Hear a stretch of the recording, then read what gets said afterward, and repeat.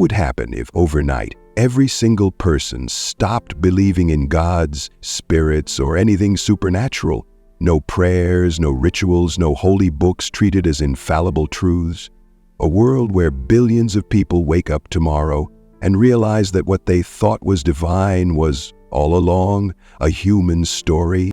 The first hours would be surreal. Houses of worship would still stand, but their power would evaporate instantly. People would walk past temples, churches, mosques, and synagogues, not as sacred spaces but as monuments of a bygone era. Sermons would fall silent, not because someone forbade them, but because nobody would feel the need anymore. The psychological shift would be enormous. For some, it would feel liberating, like finally setting down a heavy weight they didn't know they were carrying. For others, it would be terrifying.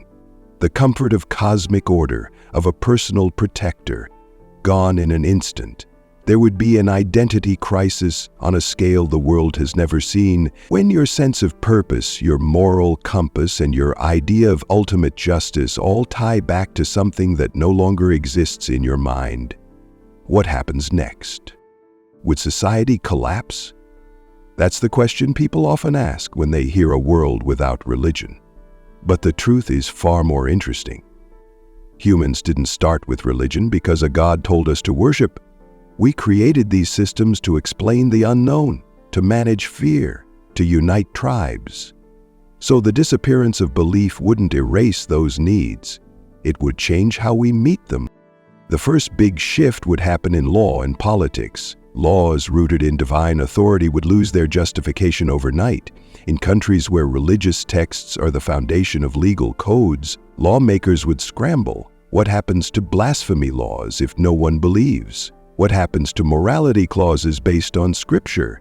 Some regimes might try to cling to old power structures, but without belief to back them, their grip would weaken fast. History shows us this pattern.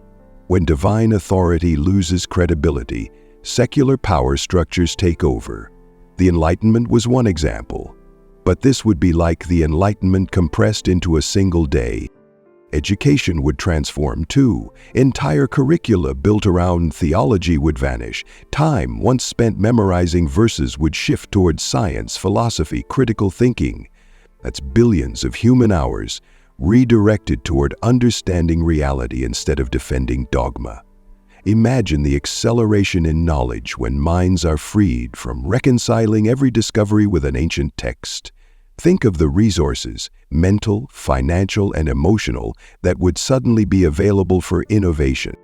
And morality? That's the fear many have. Without belief in a God, won't people lose their sense of right and wrong? But let's look at evidence. Highly secular societies today, like Denmark or Sweden, consistently score among the highest in measures of happiness, equality, and safety. They didn't get rid of empathy when they stopped going to church. They built ethics on reason and mutual care rather than fear of eternal punishment. If everyone stopped believing overnight, morality wouldn't vanish. It would likely mature. Instead of asking, "What does God want me to do?" we'd ask, "What causes the least harm and the most good for real people here and now?" Now think about conflict. Wars fueled by sectarian hatred would end instantly. The Sunni and Shia divide gone, the Hindu school riots gone, the Israeli-Palestinian conflict would lose its religious justification. Of course, human beings still fight over land, power, and resources, but one of history's most persistent sources of division, divine mandate, would disappear. The irony is that without holy wars, the total number of wars might actually drop dramatically. But it's not all rosy. We have to be honest. A sudden, universal loss of belief could create chaos at first. For billions, religion isn't just a worldview, it's a social fabric. It organizes marriages, funerals, festivals, community life. Remove that overnight and people could feel unmoored. Depression might spike in some groups. Suicide rates might climb in communities where identity was deeply tied to faith. Humans need meaning, and when old meanings vanish, new ones don't appear instantly. Societies that plan for this transition, gradually, do better. But in our thought experiment, the shift is instant. So what would fill the gap? That's the fascinating part. People would turn to philosophy, to art, to science, to shared human values. We'd likely see a surge in existential questions. If there's no divine plan, what gives life purpose? That question terrifies some, but it also opens a door to authentic freedom. Purpose stops being handed down from above and starts being built from within. Life becomes a canvas, not a script. Economically, entire industries would vanish. Religious tourism, televangelism, megachurch empires, gone overnight. But the wealth tied up in those systems wouldn't vanish. It would move. Think of the Vatican's vast holdings or the wealth of religious charities. Once belief dissolves, those resources could be redirected toward humanitarian projects without strings attached. No conversions required, no conditions of faith, just help for the sake of help. Healthcare could improve too, in places where religious prohibitions restrict medical research. Stem cells, genetic therapy, those barriers would collapse. Imagine the acceleration in medical breakthroughs, lives saved not because a deity intervened, but because humans embraced evidence without fear of divine disapproval. There's also a quieter change, one that happens inside minds. Guilt and fear tied to eternal judgment would disappear. How many people have lived in terror of hell or in shame over sinful thoughts? A world without belief erases that unnecessary suffering. You're no longer policed by an invisible authority. You only answer to your conscience, your reason, and the society you live in. That's not chaos. That's adulthood. But would everyone be happier? Not instantly. Freedom is hard. Responsibility is heavy. As Sartre said, being free means there's no cosmic safety net. No one to write the story for you. That scares people. But it also gives life more weight. Your choices matter because they're truly yours. And something else changes, gratitude. Not to a deity, but to each other, to the planet, to the sheer improbability of being alive. When you stop believing the universe owes you an afterlife, this life becomes infinitely precious. The sunset means more because it's not a preview of heaven, it's the whole show. So where does this leave culture? Art? Music? Literature?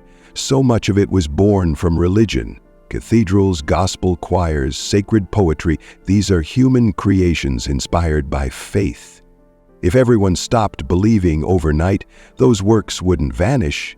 They'd remain as history, as beauty, as testimony to what humans once imagined. But new art would bloom too, freed from the weight of dogma. No more censorship of paintings or films for blasphemy, no banned books for questioning the sacred. Creativity would no longer bow to fear of offense against the divine. Think about relationships. Countless people around the world have seen love torn apart by religious differences. Families split because of faith. People disowned for marrying someone from another religion or for being LGBTQ. In a world without belief, those walls crumble. Marriage stops being a sacrament and becomes what it really is, a partnership between equals. LGBTQ people no longer need to justify their existence against verses written centuries ago. The moral debates that once drained so much energy simply dissolve. Love becomes personal, not political. And then there's science. Imagine what happens when billions of minds no longer feel pressured to reject evidence to protect a text. Evolution becomes uncontroversial. Climate science stops being a battleground for those who think humans can't alter God's creation. Vaccines no longer face resistance from people who think divine will should decide who lives or dies. When reality wins over dogma, progress accelerates. We start tackling real problems with real solutions instead of waiting for miracles that never come. Of course, some will argue that religion provides comfort in suffering, that without faith, despair will take over. But here's the question: is comfort worth more than truth? If we tell ourselves soothing stories to avoid fear, we stay children forever. Maturity means facing the harsh reality and finding meaning within it. And humans have done that before. In fact, the rise of existential philosophy happened precisely because people realized life has no inherent meaning. It wasn't the end of joy. It was the birth of freedom. Still, there's no denying that communities would feel the shock. For centuries, religious institutions have been social hubs, places to gather, celebrate, mourn. Take that away overnight and you need alternatives. Maybe local community centers would fill that role. Maybe new traditions would arise, built on shared humanity rather than shared superstition. Humans are ritual-making creatures. We don't need gods to have ceremonies. We need connection, and connection survives belief. Now, let's look at politics on a global scale. Nations where religion is deeply woven into law and governance would face turmoil. Theocracies would crumble because their legitimacy rests entirely on divine authority. Take Saudi Arabia, Iran, or the Vatican. If belief disappears, their power structures collapse. But unlike coups or revolutions, this change would be bloodless. No one fights to defend a god they no longer believe in. Instead, leaders would scramble to reinvent themselves as secular authorities or lose power entirely. Even global conflicts that seem political often have religious undertones. Remove that, and the landscape shifts dramatically. Recruitment for extremist groups would dry up overnight. No promise of paradise, no martyrdom, no divine endorsement for violence. That doesn't mean the world becomes a utopia. Humans still want power and resources, but one of the most potent tools for manipulation, God is on our side, disappears. That alone could save millions of lives over time. And think about education in poor regions. Right now, a huge amount of charitable aid is tied to proselytizing. Missionary work doesn't just deliver food, it delivers doctrine. In a world without belief, charity becomes unconditional. We help because suffering matters, not because salvation depends on conversion. That's real compassion. And when aid stops funneling money into religious institutions, more resources go to solving root problems like poverty, disease, and lack of infrastructure. But what about art and morality when there's no concept of sin or holiness? Do we lose something essential? Or do we finally start valuing art for its own sake, morality for its human impact, beauty for the joy it brings? If we stop fearing eternal punishment, moral choices become more authentic. Doing good because you want to see a better world, not because you want a reward, is the purest form of ethics. The absence of gods doesn't make us less moral, it makes us more accountable. You can't pray your way out of harm you caused. You can't hand responsibility to divine will. Every choice falls on you. There's another layer. Identity. For billions, faith isn't just belief, it's culture, heritage, family history. When that vanishes, people might feel rootless. But identity is fluid. We've seen societies move beyond once absolute systems before. Feudalism, monarchy, segregation. All once seemed eternal, now they're relics. The same will happen with belief systems, and in their place, we'll build identities based on values we choose, not rules we inherit. The most profound change might be existential. No afterlife, no divine purpose, no ultimate judge. Some see that as bleak. But think about what it really means. If this life is all there is, then every moment matters infinitely more. Wasting time becomes tragic. Love becomes urgent. The sunset, the laughter of a child, the warmth of a friend's voice, these aren't preludes to eternity. They are eternity. That realization can turn despair into gratitude. And gratitude doesn't need a God. And here's the irony. Many people already live this way without even realizing it. They may say they believe, but when tragedy strikes, they don't rely on miracles, they rely on doctors, on friends, on human effort. The world without gods isn't some alien reality, it's already here, in every act of kindness that expects no heavenly reward, in every breakthrough built on evidence instead of prayer. The overnight shift we're imagining would just make that honesty universal. Now let's dive deeper into what happens to the concept of authority when everyone stops believing. For centuries, divine authority has been one of the strongest tools for controlling human behavior. Leaders claimed they ruled by the will of God, that laws came from heaven. Take that away overnight, and suddenly all authority becomes negotiable. It no longer comes from the sky, it comes from us. That's both empowering and unsettling. Empowering because it means people can reshape systems that don't serve them. Unsettling because it forces us to confront the raw truth. Rules only exist because we agree to them.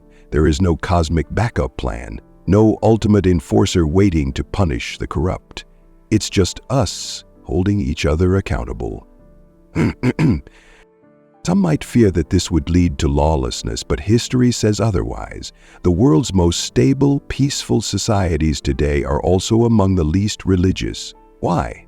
Because when people rely on reason and evidence instead of divine decree, laws tend to serve real human needs. Crime doesn't skyrocket when belief fades. In many cases, it declines. Countries like Norway or Japan show that morality rooted in empathy and social trust works better than morality rooted in fear of hell. And speaking of fear, that's one of the biggest things that would vanish from billions of lives overnight. Fear of eternal punishment, fear of angering a deity, fear of asking the wrong question. Think of the countless minds kept in chains by guilt over natural human desires, sexuality, doubt, ambition. All that evaporates. Instead of "Am I sinning?" people would ask, "Am I harming anyone?" That simple shift could change mental health on a massive scale. Entire industries that profit from guilt, confession booths, purity culture, sin-cleansing rituals would collapse, and good riddance. Let's not forget children. Right now, millions of kids grow up terrified of hell. They're told invisible beings watch their every move. For some, this causes trauma that lasts a lifetime. In a godless world, childhood would be freer, healthier, education would focus on curiosity, not indoctrination. Kids wouldn't waste time memorizing verses that contradict science. They'd learn how to think, not what to think. Imagine a generation raised without fear of questioning. What could they accomplish? And then there's the economy of belief. Religion isn't just an idea, it's a multi-trillion-dollar industry. Mega churches, pilgrimage tourism, faith-based media, tithes, offerings, all gone overnight. What happens to that money? It doesn't vanish, it gets redistributed. People would spend more on education, healthcare, technology, and art instead of feeding institutions that promise blessings in exchange for cash. Charities would operate without dogmatic restrictions. No more rejecting aid workers because they're from the wrong faith. No more hospitals refusing certain procedures because of doctrine. Progress would no longer bow to theology. And what about art, now stripped of sacred boundaries? When belief disappears, taboo collapses. Artists would explore subjects once considered forbidden. Films banned in conservative regions would become mainstream. Literature wouldn't tiptoe around religious sensitivities. Music could speak openly about mortality, desire, and meaning without fear of outrage. This doesn't mean art becomes obscene or chaotic. It means it becomes honest, raw, fully human. That's what art is meant to be. Now let's talk about rituals. Humans love rituals because they give structure to life.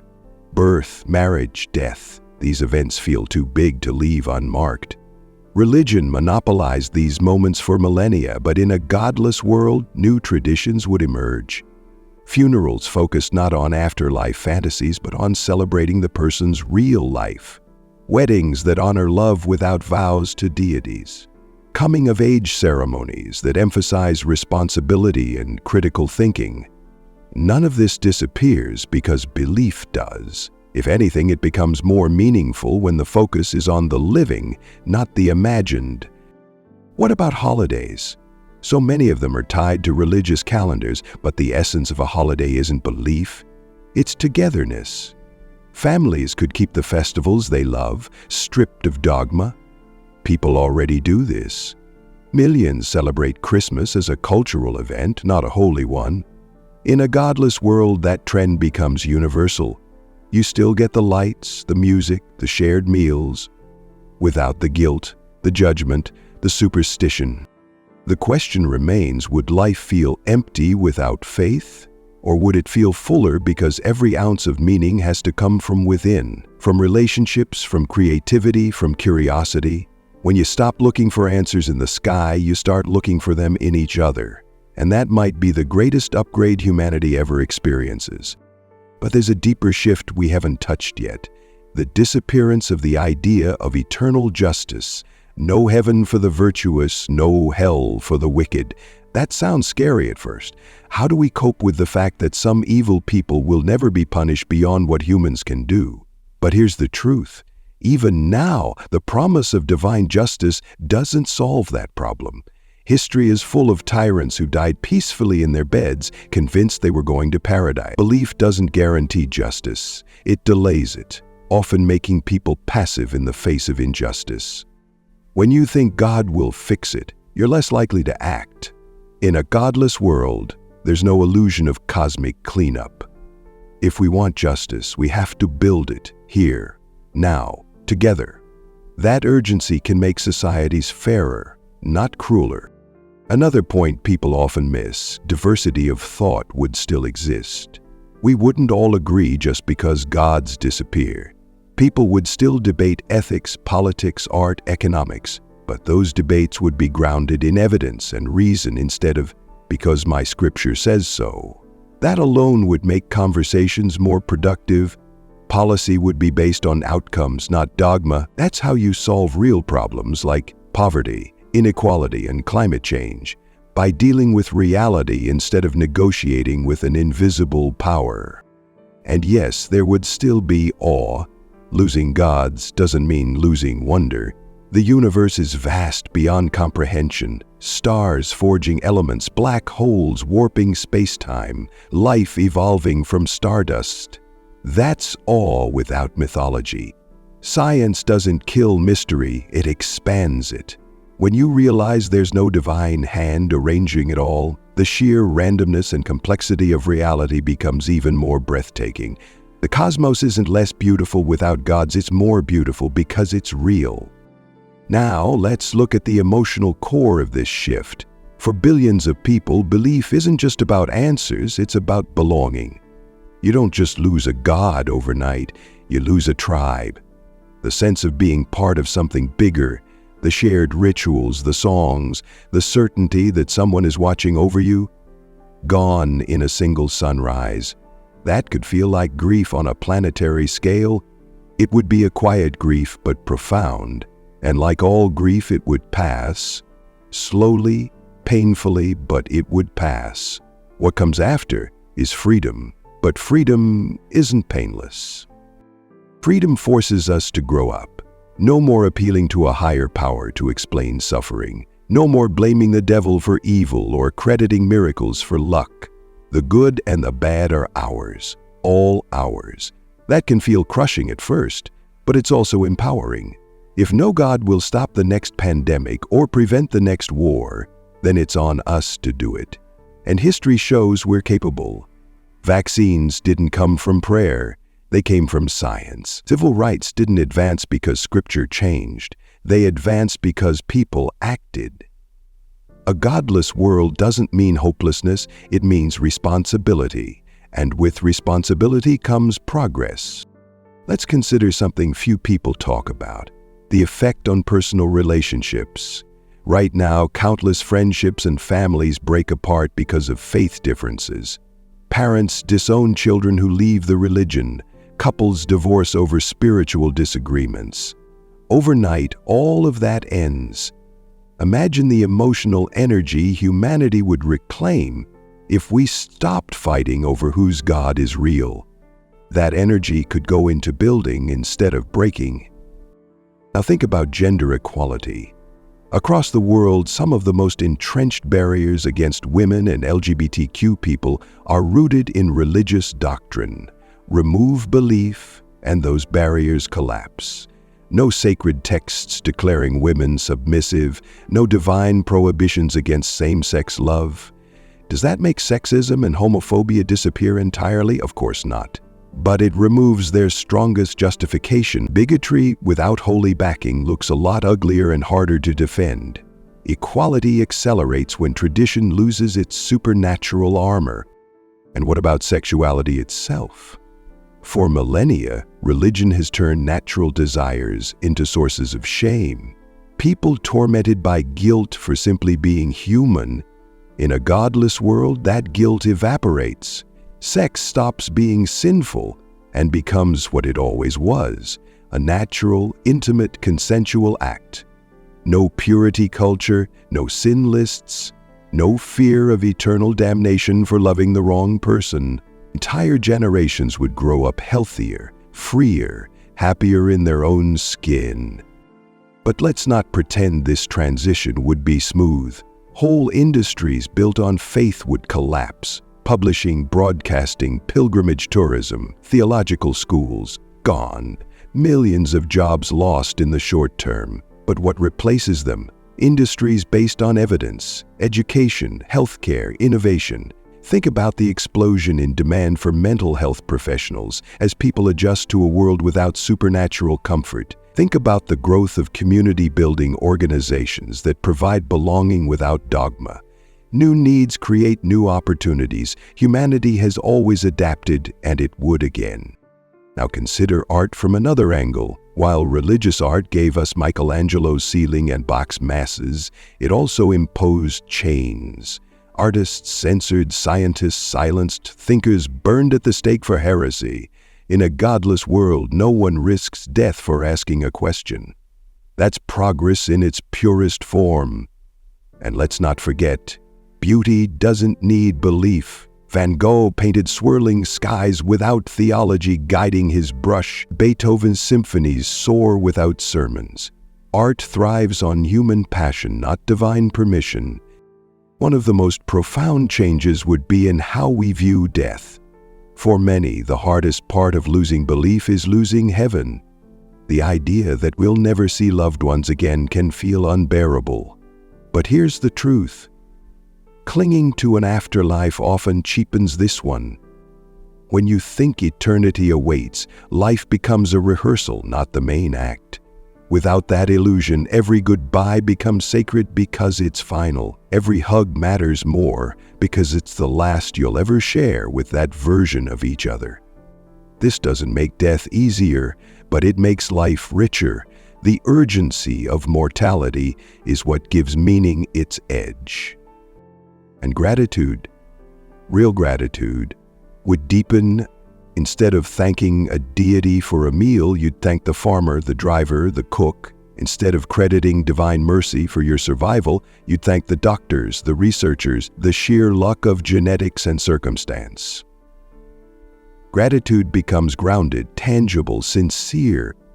And when you realize no one is pulling strings for you, acts of kindness become even more precious. That stranger who helps you isn't a messenger of God. They're just a human choosing to care. That makes their goodness miraculous in the truest sense. Let's also consider the ripple effect on global unity.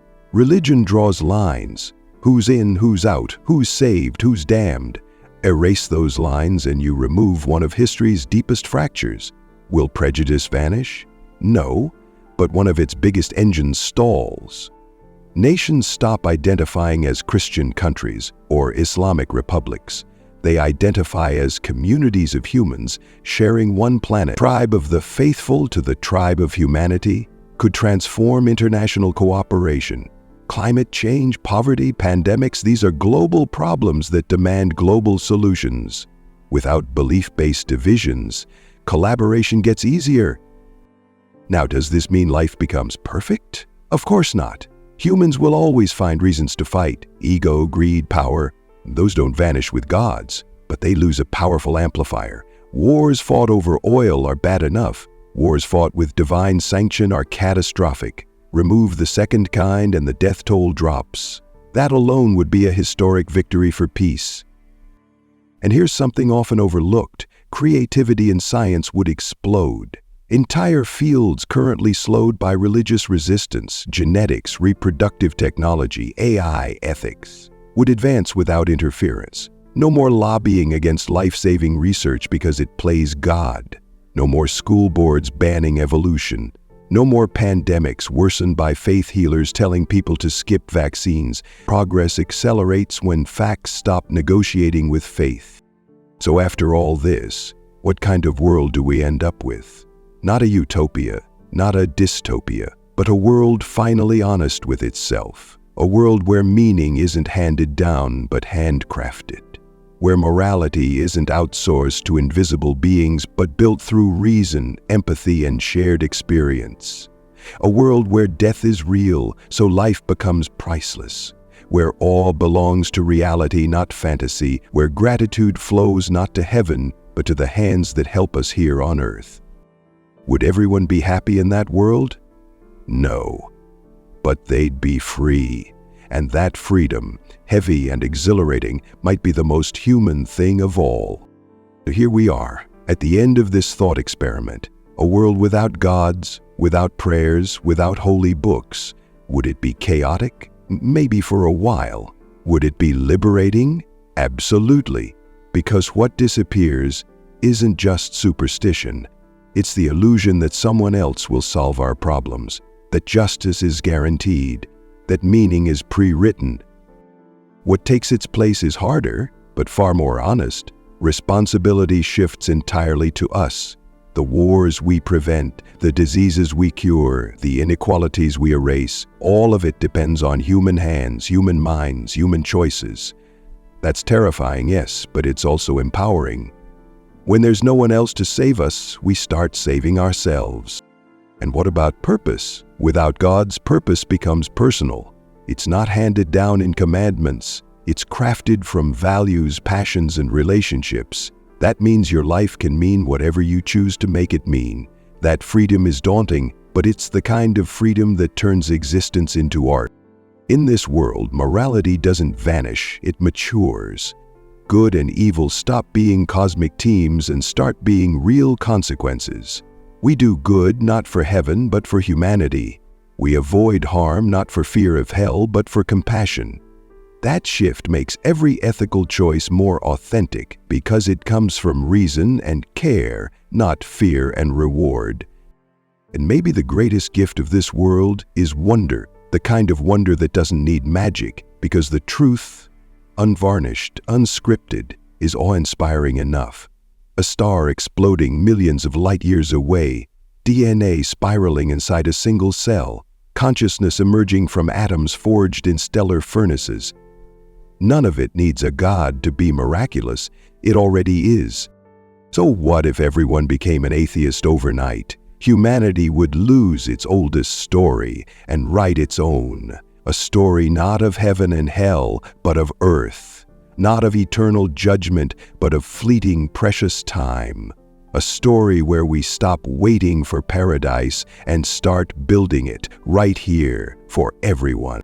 Because when we finally let go of gods, we don't fall into darkness. We step into the light of reality, and in that light we see the one truth big enough to replace every holy book. We are all we have. And maybe, just maybe, that's enough.